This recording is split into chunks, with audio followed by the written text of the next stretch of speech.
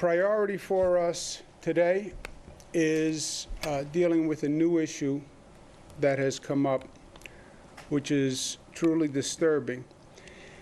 And that is the issue on how the COVID virus may affect young people, very young people, infants,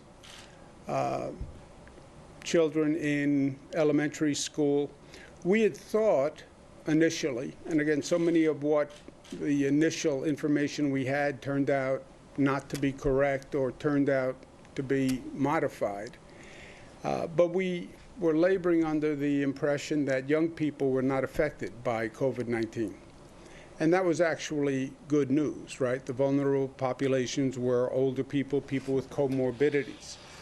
But one of the few rays of good news was young people weren't affected. We're not so sure that that is the fact anymore.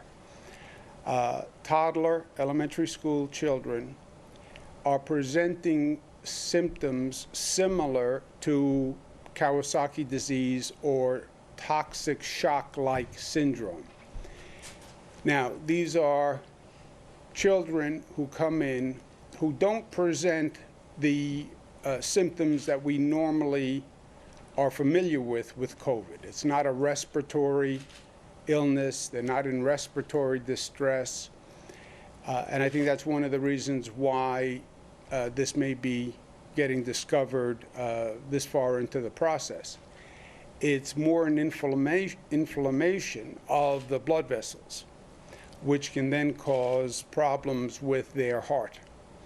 And there are 73 cases that the Department of Health, Dr. Zucker, is now studying.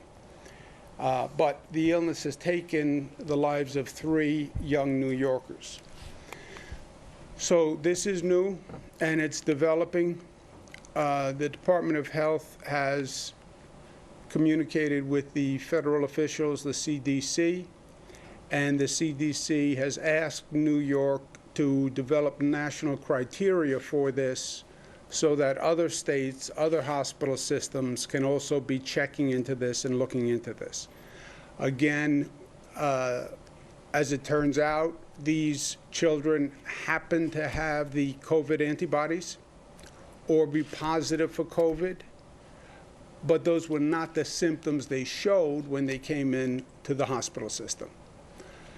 So it's still very much a situation that is developing, but it is a serious situation. The Department of Health is also going to be working with the New York Genome Center and Rockefeller University to conduct a genome and RNA sequencing study to see if there's something about these children that may present a definable situation.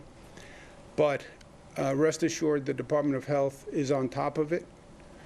This is the last thing that we need at this time with all that's going on, with all the anxiety we have.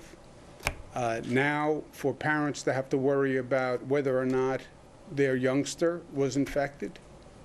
And again, symptoms that don't even seem like the symptoms we associate with COVID-19. So we still have a lot to learn about this virus. And every day is another eye-opening situation. But rest assured, the Department of Health is doing everything that they can do. I think it's fair to say that the New York State Department of Health is the first one that has been on this situation. And again, working with the CDC, and whatever we find out, we'll not only share with the public, but we'll also share with other states and other hospital systems.